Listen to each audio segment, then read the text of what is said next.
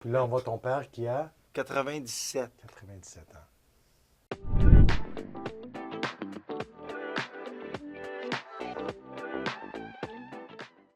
Alors, c'est quoi les trucs? Alors, Hey, écoute, ouais, c'est quoi les trucs, mais je pense qu'on a tous, c'est sûr que d'un point de vue d'un médecin, c'était super intéressant.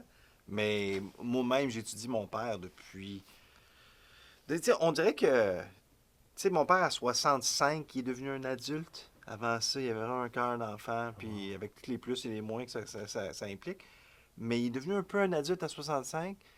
Mais avant ça, en fait, il y avait une compagnie d'enseigne, il avait parti lui-même, puis ça le stressait, il était en ville, puis à 48 ans, il était dans le trafic à Montréal, puis il disait non, c'est fini. Vend sa compagnie, devient artiste peintre, qui est peut-être la même chose que de devenir poète. Là. C'est comme si tu veux pas faire d'argent dans la vie, deviens artiste Puis peintre. t'avais quel âge à ce temps? Moi, j'étais pas là. Non, je venais de naître. J'allais naître. Tu sais, il y avait 2 enfants, puis il y avait 3 enfants dans le mariage. Il y avait une charge de vie. Il fallait qu'il paye des billes. Puis il décide de devenir artiste peintre quand même. Puis il a commencé à être artiste à temps plein. Déménage en campagne, loin de la ville, avec ma mère. Complètement changé sa vie. Complètement changé sa vie. mais c'est sûr, notre style de vie, c'est super important. Et comme médecin, je pense qu'on est super bon pour faire les dosages, le testostérone, voir un EKG, comment ça va. Mais jour par jour, je pense qu'on ne parle pas assez de le stress. Mhm. Et quand on voit un médecin de 5-10 minutes, on met un show, tout le monde est heureux, tout va bien, mais jour par jour, comment est-ce qu'on mesure notre stress? Ouais. Qu'est-ce qui est là, comme surtout pour les hommes? On n'est pas vraiment verbal. Hey, j'ai un tough day. Oh, you're a pansy. On ne parle pas comme ça. On garde entre nous et nous sommes un peu des cavemen. On ne parle pas et ça ajoute des choses jour par jour et c'est pesant. Et je pense peut-être votre part, un davantage, est-ce qu'il y a une partie génétique? Mais Est-ce c'est que vos, sûr. C'est sûr que c'était extrêmement. Tu sais, il était, tout fonctionnait dans son corps très très bien, puis il y avait une bonne base. Mais il est extrême. Puis peut-être que ça fait partie de sa génétique aussi. C'était quelqu'un d'extrêmement positif, adore la vie, toujours des Tu le projets. vois dans la vidéo, il dit ça. Il adore ça. Et les minces aussi, il n'est pas obèse. Ça a l'air Non. peut-être qu'il mange bien. Je sais Il, pas si. il mange bien, il mange lentement. Je ne sais pas si vous avez vu le documentaire sur les Blue Zones. C'est Ouais, 4 je l'ai à vu. 4 heures sur les zones dans le monde où des gens vivent jusqu'à 100 ans. Le pourcentage de gens de centenaires est élevé. Et puis, je pense qu'en regardant mon père, la façon qu'il a vécu sa vie, ressemble un peu à les gens dans les Blue Zones. Une bonne vie sociale, il aime les gens, toujours été actif sans être excessif, mais dans sa vie de tous les jours, Est-ce toujours, qu'il s'est toujours, toujours entraîné, actif. Simon? Pas entraîné, un peu quand même avec des poids, mais surtout, tu sais, il y a un grand terrain, surtout faire il y a un jardin, plus qu'un jardin, il y a un champ, là. Mais tu sais, construire des cabanes, refaire le toit, refaire le balcon, refaire. Toujours, toujours, toujours des projets. Mais il entraîne ici aussi. Aussi. Je pense que ça, c'est quelque chose dont on ne parle pas, mais je vois des patients qui font j'ai fait un retrait. Donc, je demande, il y a un gros trou. Qu'est-ce que vous allez remplacer pour garder lui jeune? Et il faut toujours avoir des choses pour stimuler. Et quand on est actif, on va être plus heureux. Ouais. Et il y a beaucoup des autres choses ici qu'on ne parle pas. Et je pense que ça joue un gros rôle dans la survie des hommes et comment dire, vous êtes content. Ah, tout à fait. Puis je pense qu'un danger de notre société, c'est qu'on travaille tous pour se rendre à la retraite. Puis vous en avez parlé, on s'en est parlé tantôt avant l'émission, mais la retraite, c'est extrêmement dangereux pour la santé. Parce que d'arrêter, c'est pas mal la pire affaire que ton corps peut faire, que ce soit dans ta tête ou dans ton corps. Ben, je me trompe-tu? Est-ce que arrêter en général? Mais je parle un peu comme dans la famille, mon beau-père, quand il est là, go, go, go, jusqu'à la fin. Et pour être bon dans notre métier, il faut comme tu donnes, d'être super dans n'importe quoi, il faut donner comme 10 000 heures. Ouais. Good to great. Ouais, ouais, ouais. Et il faut qu'à un moment donné, pour être un bon urologue, il faut que je coupe de moi, coupe de ma famille, coupe de mes enfants, comme pour mettre plus vers le patient, pour avoir les... Et, et on est tellement des fois focused dans une zone, Ouais. on oublie les autres choses qu'on avait, comme les hobbies, des choses comme ça. Donc, c'est là qu'on bénéficie le plus de notre ego, les choses pour nos patients, et qu'on oublie de faire d'autres choses. Mhm. All eggs in one basket. Et Mhm. là, quand il n'y a pas quelqu'un qui dit, you know what, je serai ton mentor, ça c'est comment on fait comme un avion. On monte et ça c'est comment on commence à ralentir pour balancer, on met plus d'énergie là, on coupe un peu ton travail et surtout dans notre société, go, go, go. faut avoir 1500 patients, et ça, c'est un peu les chiffres. C'est comment on marche. Il n'y a pas quelqu'un qui dit, à cet âge-là, ça, c'est votre limite, et de faire de bons services. C'est un peu MASH. On va essayer de faire le plus qu'on peut avec les minimums qu'on a, avec le système qu'on a. Donc, c'est un peu un challenge, surtout pour être heureux. Et l'autre chose, c'est fun quand tu peux planifier. Tu dis, je vais avoir mon retraite à 65, on va survivre plus longtemps. Les médecins vont travailler des fois plus long, comme le monsieur que j'ai vu aujourd'hui. Mais on ne sait pas qu'on va avoir notre idée. Et tu ne peux pas planifier. Non. C'est autre chose. Mais je pense une des choses, c'est de vraiment aimer qu'est-ce que tu fais. Quand tu aimes qu'est-ce que tu fais, tu regardes jamais ou penses à la retraite. Moi, j'adore qu'est-ce que je fais. Je veux mourir en faisant qu'est-ce que je fais. Puis je pense que ça, c'est du monde parfois que j'ai vu qui ont fait des travails, des métiers qu'ils n'aiment pas. Ils ont travaillé pour prendre leur retraite. Ils ont fait toute leur vie quelque chose qu'ils n'aimaient pas pour se rendre à 65 ans. Puis là, ils ont la machine à travailler à full blast. Puis là, ils ont leur retraite. Puis là, ils regardent leur vie puis ils disent, OK, bien, je suis brûlé. Mais je pense que le mot, c'est la passion. Ouais. When you're passionate, l'énergie sort et c'est pas vraiment du travail. Question, est-ce qu'on peut trouver ça dans la vie? Pas tout le monde va avoir ça. Et dans ton journey pour le trouver, à un moment donné, des fois, tu vas le trouver, mais wow! Est-ce que tu vas payer les bills? Est-ce que ça arrive quand je suis 25? Il y a juste moi à penser. Versus maintenant à 45, peut-être comme c'est un gros choix. C'est un saut de Oui, de changer de vie complètement. Et il faut prendre ça avec est-ce que j'aurai assez d'argent parce que les choses, année par année, avec les tarifs, deviennent... Oui, les tarifs, ça ne nous aidera pas, là, ça c'est clair. Mais en même temps, tu sais, c'est ça, c'est des grosses questions de vie, là. C'est-à-dire que il y a aussi l'attitude qu'on a à peu importe ce qu'on fait. C'est-à-dire que, tu sais, là, moi j'ai une vidéo de mon père qui pèle de la neige, OK? On s'entend que pelleter de la neige, c'est pas l'affaire la plus plate au Québec, OK? C'est comme, on a beaucoup de pelleter, ça ne tombe pas d'aller pelleter de la neige. Lui, il est content d'aller pelleter. Content d'aller pelleter. Il est content d'aller dehors puis de bouger, puis il aime ça. C'est une activité à faire. Mais je pense que cette attitude-là, d'aimer les obstacles, à place que de voir les obstacles toujours comme « Oh mon Dieu, il y a ça qui m'arrive », mais c'est quoi? Hey, c'est un autre challenge, c'est une autre façon d'aborder, c'est un autre problème à régler, c'est un autre... D'être motivé par la difficulté, des fois, ça peut nous aider. Là. C'est juste pour voir le joie. Mais c'est pas même pelleter avec... la machine, là, c'est vraiment le... Avec une souffleuse. Oui, alors, et je pense qu'avec la nouvelle génération, c'est pas Instagram où mes enfants vont appeler... c'est quoi le chiffre pour avoir le monsieur qui... 4 heures le matin... Task Rabbit. Là. Exact. Oui. Donc, la simple chose, c'est clair qu'il aime n'importe quoi qu'il va faire et ça a l'air qu'il est content qu'il fait. Et il va avoir la joie qu'il est là... comme dit, my baby, juste avec sa femme, juste de voir chaque moment, c'est précieux et il est content. Et peut-être c'est la partie artistique. Mais tout à fait. Moi, Nick, tu m'as montré tu m'as montré une leçon, donné une leçon. Pas donné une leçon, mais j'ai appris quelque chose. Toi, tu avais un travail que tu n'aimais pas quand tu étais plus jeune. Puis à un moment donné, il y a quelqu'un qui t'a dit au travail, change ton attitude. Ouais. Puis ça a fonctionné. Mais c'est quoi? Qu'est-ce qui t'est arrivé? Ben, je me souviens, moi, je travaillais à l'hôpital. Puis j'ai essayé ça. Puis chaque jour, je rentrais, je faisais la même chose. T'étais quoi à l'hôpital? Tu faisais quoi? Entretien ménager, je nettoyais. Mais c'est drôle parce qu'aujourd'hui, je travaille peut-être 60 heures. Je travaille 40 heures, 35 heures. J'étais plus fatigué à faire quelque chose que je n'aimais pas pendant 35 heures que je fais maintenant 60 heures parce que là, j'adore ce que je fais. Puis quand même, je rentrais avec une attitude. J'étais toujours frustré, fâché.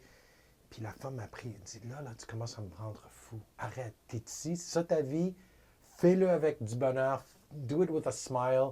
Puis là, j'ai essayé de shifter mon mindset. Puis j'ai trouvé que quand je l'ai fait quand même, c'est comme n'importe où est-ce que tu es dans la vie, essaie de trouver une petite chose que tu peux trouver de la bonheur dedans, puis essaie de le faire avec comme de l'amour ou du care, puis essayer de changer ton mindset. C'est ça le plus important. Parce qu'au final, ça va être la même tâche quand même. Quand même. C'est les mêmes heures. Que tu fasses des heures comme fâché toute la journée ou heureux, une grosse différence. C'est les mêmes heures, mais c'est pas le même outcome. C'est pas la même... Mais c'est sûr que ça va rentrer comme dans le cerveau. Si tu as des endorphins qui sortent parce que tu es enlightened, il y a quelque chose que tu donnes à quelqu'un d'autre, tu changes quelque chose dans la vie. Ouais. pour moi, c'était comme un peu cette je sais pas, on a toute notre journey dans la vie, c'est comme Plinko, à un moment donné, tu rencontres quelqu'un qui... Plinko. C'est vrai, parce qu'il n'y a pas de ligne droite, il n'y a pas qu'un... C'est que toi. Mais il n'y a pas quelqu'un qui dit, voici votre cadeau, j'ai toute votre vie en avant de vous, et des fois, tu tombes, tu as des problèmes, et des fois, moi, je regardais des événements dans ma vie, il y avait quelque chose, au lieu d'être triste, je dis, c'est peut-être une leçon, au lieu d'aller droit, je vais tourner à gauche, et je vais faire un change de direction, et au moment, il y avait beaucoup de stress et je dis, est-ce qu'il y aura un changement ici? Et des fois, ce changement, c'est fun parce que, comme un spring clean-up, et tu réalises, étant dans 20 ans à l'hôpital et je vois 60, 80 patients par jour, il n'y avait pas vraiment beaucoup de contacts. Et maintenant, en faisant le BPH Canada, je vois 15 patients par jour. Donc, je prends le temps à expliquer. Et je vois la différence parce que quand tu mets plus de temps pour parler, 30, 40 minutes, pour voir qu'est-ce qu'il y a là, il y a plus des choses qu'on a comme information et je peux être plus impliqué dans leur vie. Et oui, je traite leur prostate, mais ils viennent avec les érections mieux, plus d'énergie. Ça t'apporte quelque chose dans ta vie. Et des fois, les patients viennent et ils ont des hémorroïdes. Je les envoie, ils n'ont pas de médecin de famille, je les gère pour être. Et il y a des patients, look, j'ai trouvé un polype et j'ai attrapé quelque chose en avance. Donc, c'est fun de voir quelqu'un avec des troubles érectiles, voir un cardiologue et wow, ils ont peut-être un petit pontage et j'ai ajouté 10 ans de leur vie et pour ne pas avoir un ACV. Whatever. C'est juste quelque chose que... 10 ans de leur vie ou des bien meilleures relations sexuelles. Mais voilà, et ça, c'est l'autre chose qui ajoute dans l'état cardiovasculaire parce que le numéro 1 cause, et peut-être comme tu as mentionné avant, quand ton père avait quelque chose de cardiovasculaire, et c'est le numéro 1 cause, à part des cancers, c'est les choses cardiaques, et, soit ou cardiovasculaires, donc ACV ou des autres problèmes. Et c'est quelque chose que, jour par jour, on ne sache pas si on ne regarde pas. Donc, on peut aller à Jean Couture, et je vais mettre mon bras, c'est la tension, mais aussi, ça va regarder les vaisseaux. Est-ce qu'il y a un ou deux qui sont partiellement bloqués? Et des fois, c'est les petits vaisseaux vont être affectés la première, donc dysfonction érectile. Wow! Donc, et les patients... C'est fou, tout est connecté. Tout le corps, c'est comme un système qui... Mais jour par jour, tu ne peux pas dire, mes mains sont un peu plus froides. On ne sait pas. Peut-être c'est un problème Reynolds phénoménal ou c'est juste naturel, mais à un moment donné, les érections ne sont pas bien. Qui va tu vas voir un urologue. Ils ont dit, il y a 2-3 ans, NBC avait quelque chose, une étude de 873 professionnels, les urologues, the worst job, ou le plus stress job dans le... Oui, tu regardes sur... Pourquoi? Pourquoi? Parce que la nature sensitive de nature. C'est vrai, Et le bandwidth pour les calculs rénaux, problèmes prostate, les patients âgés, le volume de patients et l'âge moyen des urologues commence à tomber. Donc, il n'y a pas assez des urologues entraînés en ce moment pour être prêts. Ils ne veulent pas faire ce métier. Pour le nombre de gens qui ont des problèmes érectiles. Pas juste des érectiles, mais comme je dis, il y a un tsunami des hommes. Parce que l'âge moyen augmente. Baby boomers, il y a toute une génération qui s'en vient. Et là, cette population va doubler ou tripler dans les 10 prochaines années. Wow. Et l'âge moyen des urologues aux États-Unis, c'est 56 ans. What? Donc, là, il y a plus de monde qui va avoir leur retraite. Okay. Et pas assez des urologues qui s'en viennent parce que chaque année, on entraîne 2 résidents comme à McGill, 2 résidents au CHUM. Voilà. Dans les prochains 10 ans, on va avoir beaucoup de problèmes érectiles. Non traités. Est-ce que la médecine... parce que Yannick, tu es entraîneur privé. Ouais. Et tu connais beaucoup de choses sur la forme physique. Et ben, tu as l'air en forme. On ne parle pas de tes érections, mais si j'avais à gager, je paierais que ça va mieux que moi. Mais est-ce que la médecine va... J'ai l'impression que la médecine est souvent dans régler des problèmes que les prévenir. Est-ce que la prévention va être mise de l'avant en médecine traditionnelle? C'est-à-dire que les médecins vont commencer à dire hey, « Regarde, suis un plan d'entraînement, mange ça, puis fais ça, puis on se reparle en 3 mois avant que je te prescrive quoi que ce soit. » Mais premièrement, comme je vois mes enfants, je pense que cette génération, pas trop scared parce que tout le monde mange bien, ouais. Les enfants regardent l'Internet. Lui, à soy. Quand j'étais 15-16 ans, on ne savait rien de ça. Bring a Lowe's, c'est parfait. Pensez pas. Maintenant, même à un jeune âge, il y a une dissémination d'informations. Comme quelqu'un m'avait dit, peut-être tu vas rire avec ça. Il y avait un temps que nous avons, ding-dong, je vends les Encyclopédies Britannica. Oui.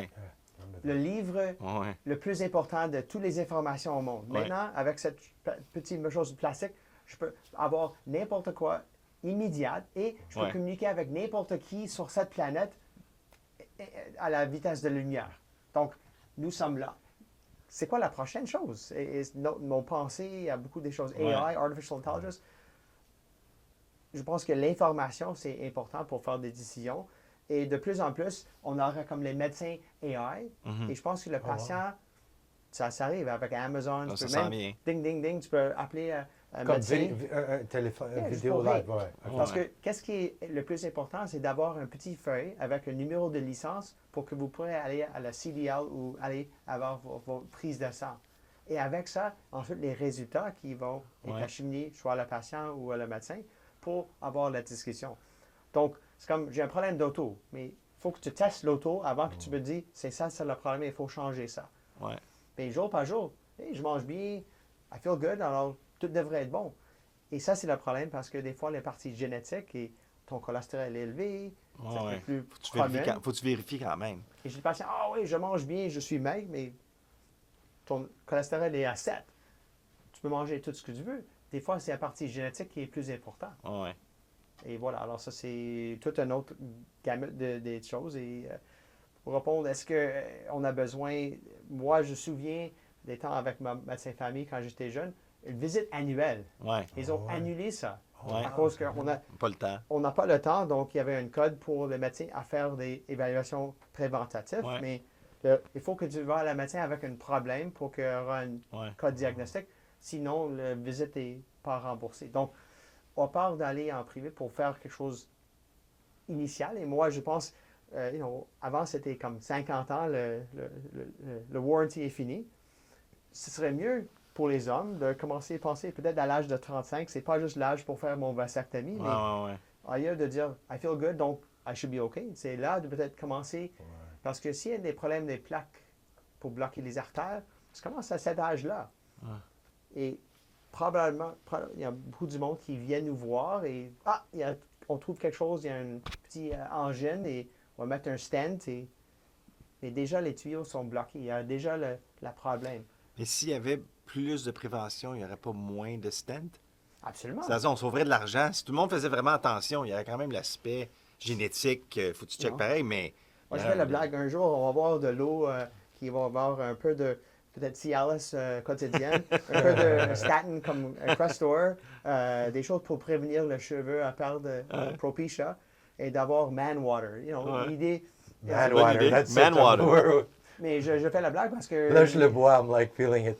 Mais voilà, je pense qu'éventuellement, c'est ces choses-là qui ont déjà changé notre espérance de vie de 20-30 ans. Et il y avait de. Penses-tu qu'on va vivre jusqu'à 150? C'est comme, avec comment?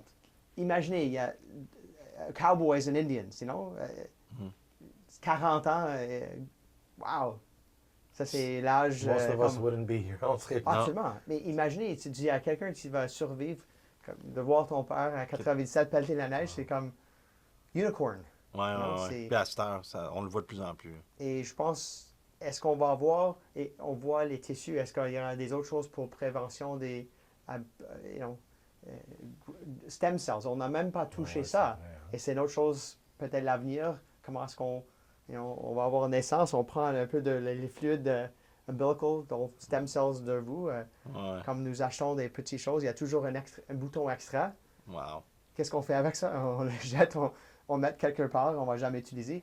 Peut-être ça va être inutile qu'on va utiliser pour l'avenir pour dire, wow, moi j'avais un petit baso sur le trop de soleil, sauveteur, et On l'arrange. les yeux bleus, I'm screwed.